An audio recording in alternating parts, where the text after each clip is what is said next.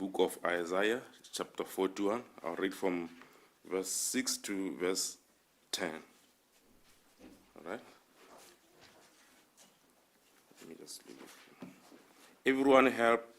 Everyone helps his neighbor and says to his brother, "Be strong." The craftsman strengthens the goldsmith, and he who smooths with the hammer, him who strikes the anvil, saying of the soldering, "It is good." And they strengthen it with nails, so that it cannot be moved. Verse 8. But you, Israel, my servant, Jacob, whom I have chosen, the offspring of Abraham, my friend, you whom I took from the ends of the earth and called from the furthest corners, saying to you, "You are my servant. I have chosen you and not cast you off." Verse 10. Fear not, for I am with you. Be not dismayed, for I am your God. I will strengthen you. I will help you. I will uphold you with my righteous right hand. May the Lord bless his word. Thank you. All right, we are going to be in Isaiah 41 today, and we're moving a little bit more slowly as we get into this section of Isaiah, purposefully. Number one, so that we're not taking a zillion years to go through all of Isaiah, but we want to get some highlights, some key points in Isaiah. And basically we turn to a new scene here in Isaiah 41. Let me see if I have control of anything here. I think I do have a little control. This is good. All right. Good job, guys. And behind the scenes, little elves and people were moving around, doing activities, and getting things all set up for us. We're good. We're good to go now. What we have here is it's a setting of a trial scene. There's a trial that God has called, and God is placing the idols of the Gentiles on trial. And one nation becomes a representative for all of the Gentile nations. And that nation is a nation that has not been mentioned up to this point. It's a nation that, as it's being mentioned here, does not even exist yet. But it will exist. In Isaiah's day, it didn't exist. 150 years later, it very much exists. And he describes it so perfectly that it's obvious who Isaiah is describing, which nation he is describing, this nation that represents the Gentile nations, this nation that represents those idol-serving nations. And the nation is Persia. The nation's Persia. And we all have some really dear friends. We have some very dear friends from Persia. We have neighbors from Persia. They're some of the kindest people we know. And the leader of that nation is a man by the name of King Cyrus. And you may have studied that. You may know that. We'll actually get to King Cyrus in chapter 44, where he will be mentioned by name. Again, mentioned by name 150 years before he even is king. Very, very powerful stuff we get here from the Word of God. But remember that Isaiah is writing as if he's in the present tense, even though he's writing of something that's not going to take place for another 150 years. So he's writing about things in the future. He's writing as if they are very much a part of right now. And he weaves together these prophecies that are near future, coming soon, coming in 150 years, and even further future, even in talking about the tribulation. So let's start with our first verse. He says this in verse 1. He says, "Listen to me in silence, O coastlands. Let the peoples renew their strength. Let them approach. Then let them speak. Let us together draw near for judgment." So God commands the peoples to come forward. Come forward for judgment, peoples. And the word peoples is another way of saying that a reference to the Gentiles, to these Gentile nations. And it refers to this group of Gentile nations.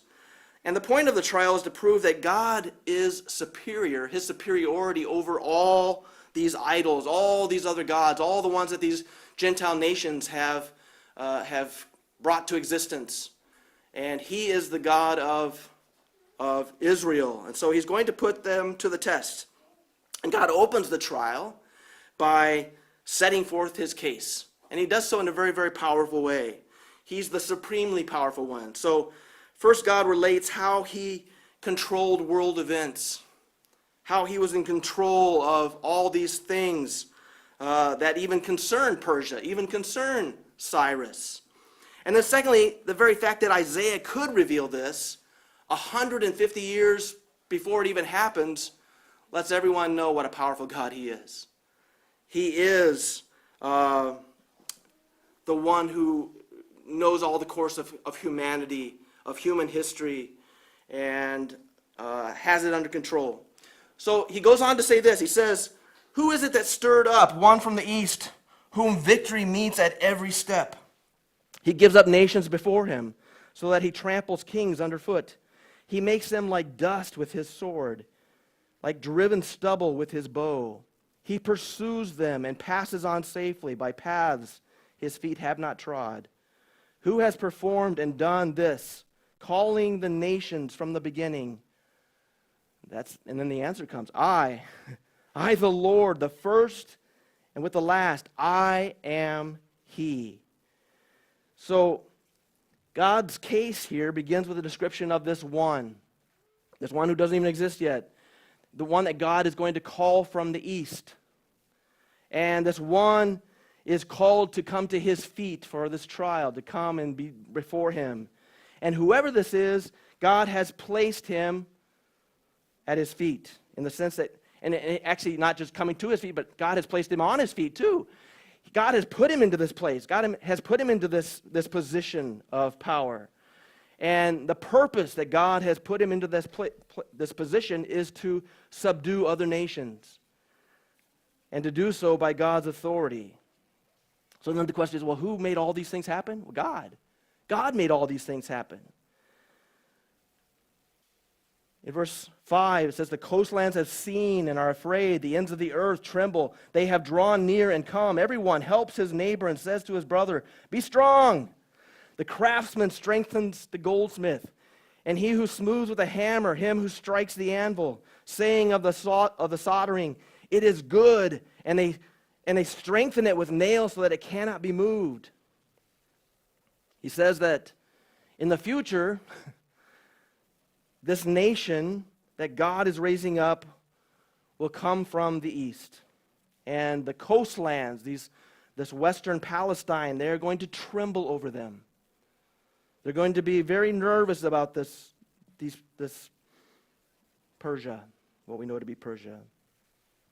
And they encourage one another in the face of this threat. They said, we need to be strong with each other. We need to encourage one another. This threat is very serious. Persia is very strong. And their chief response is to encourage the idle craftsmen that haven't been crafting anything to get to work. Work harder, produce more gods. We need to be ready for this attack from Persia. We need better gods. We need the kind of gods that won't fall over, when the ground starts to shake. So build us those kinds of gods. And God is making his case against these idols, against these Gentile gods. And these man-made idols were merely, they could do nothing. They couldn't even keep from wobbling over when the things got difficult. And the fact that God can know all this 150 years prior to the time it happened, as in the time of Isaiah as he writes this, is an indication of his sovereignty. And God strengthens his case against the futility of these idols. The futility of those who believe in these idols, who trust in these idols. And God is going to demonstrate his power in this future day, in this day that will take place, and how these idols are going to be completely eliminated. So there in verse 8, it says, "But you, Israel, my servant, Jacob, whom I have chosen, the offspring of Abraham, my friend, you whom I took from the ends of the earth and called from its farthest corners, saying to you, you are my servant, I have chosen you and not cast you off." Verse 10, "Fear not, for I am with you. Be not dismayed, for I am your God. I will strengthen you. I will help you. I will uphold you with my righteous hand. Behold, all who are incensed against you shall be put to shame and confounded. Those who strive against you shall be as nothing and shall perish. You shall seek those who contend with you, but you shall not find them. Those who war against you, you shall be as nothing at all. For I, the Lord your God, hold your right hand. It is I who say to you, fear not, I am the one who helps you. Fear not, you worm, Jacob, you men of Israel. I am the one who helps you, declares the Lord. Your Redeemer is the Holy One of Israel. Behold, I make of you a threshing sledge, new, sharp, and having teeth. You shall thresh the mountains and crush them. You shall make the hills like chaff. You shall winnow them, and the wind shall carry them away. And the tempest shall scatter them, and you shall rejoice in the Lord, in the Holy One of Israel. You shall glory.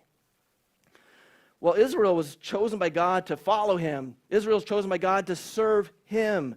And because Israel follows the true God, in contrast to these other nations who have their idols, there are many idols in these other nations, then Israel's not going to have anything to fear. Trust in me. Keep your faith in me. You're going to be in a good place. Do not be like these others. God is going to strengthen Israel, and he's clearly differentiating, making this difference between what they have to trust in and what Israel has to trust in, who Israel has to trust in. Not these false gods of these other nations, but the true God, holy God. And in a far future day, the nation will search for an enemy, and they won't find one. Verse 12 there in our text here. The rescue for Israel will come for Jacob when the nation is like a worm. Now, the term may sound disrespectful to Jacob. Jacob, you worm.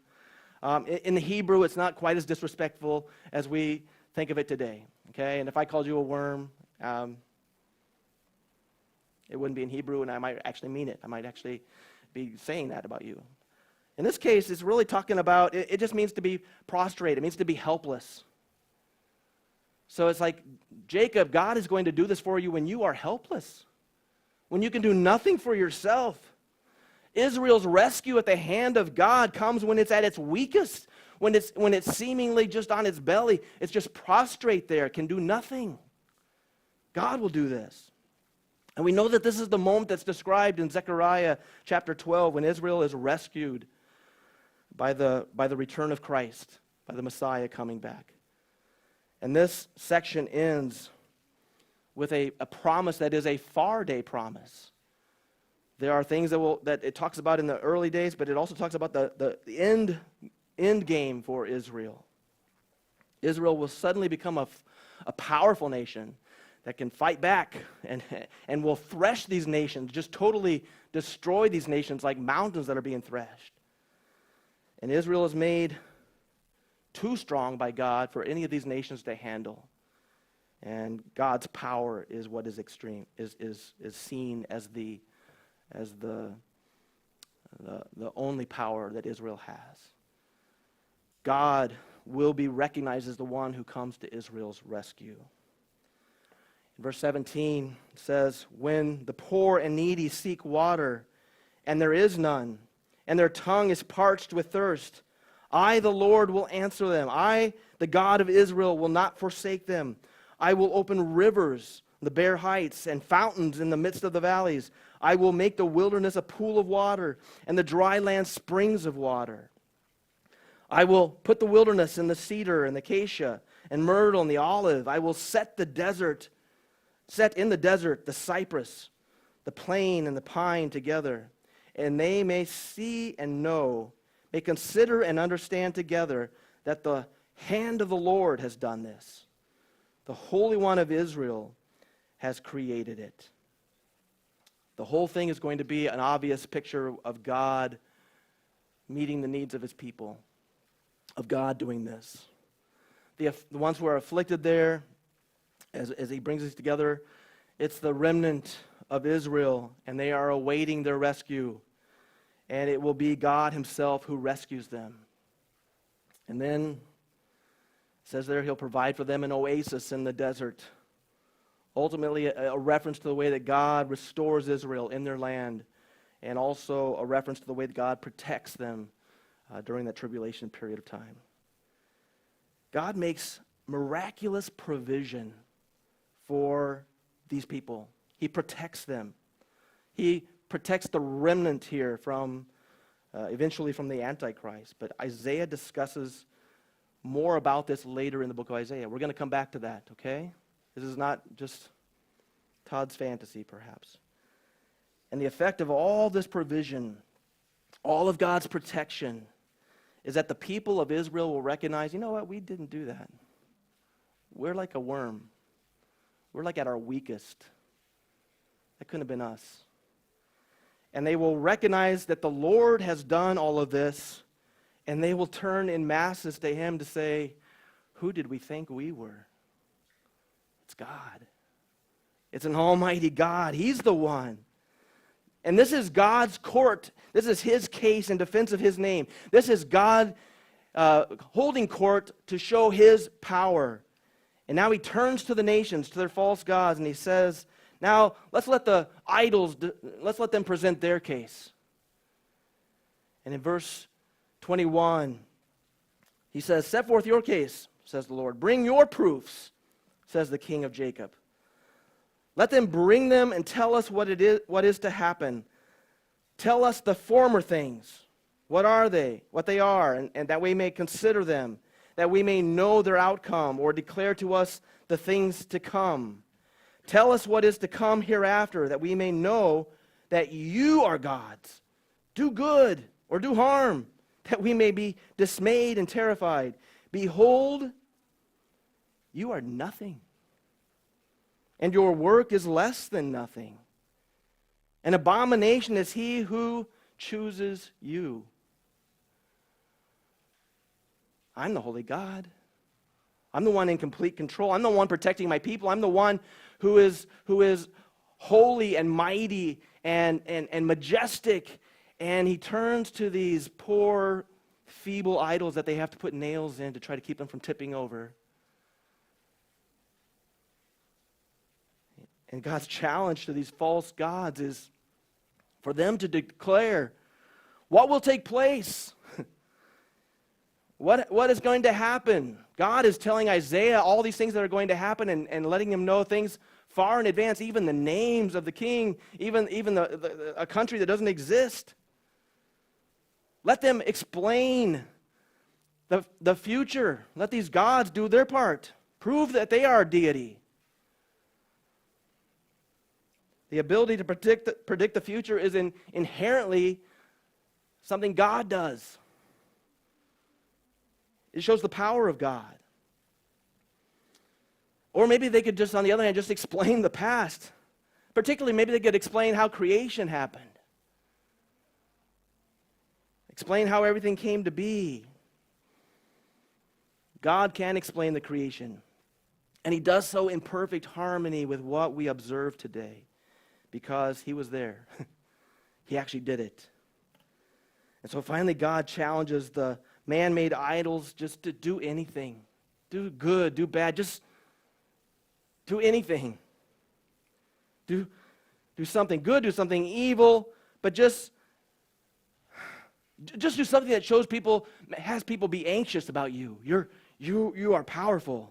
But the idols, they just sit there idly by. It's actually not that's a good, actually. That was a good joke. You have to look that one up. The idols are not able to do anything. So God declares a verdict in the trial. The idols are of no account.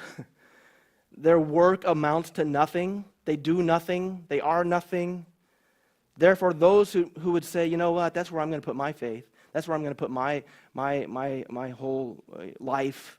I'm going to believe on these things. I'm going to trust in these things. The people who trust in them are detestable. They're an abomination, the passage tells us. And so God then, at the end here, pronounces a sentence on them. He says in verse 25, I stirred up one from the north, and he has come from the rising of the sun, and he shall call upon my name. He shall trample on rulers as on mortar, as the potter treads clay. Who declared it from the beginning, that we might know, and beforehand that we might say, he is right? There was none who declared it, none who proclaimed, none who heard your words.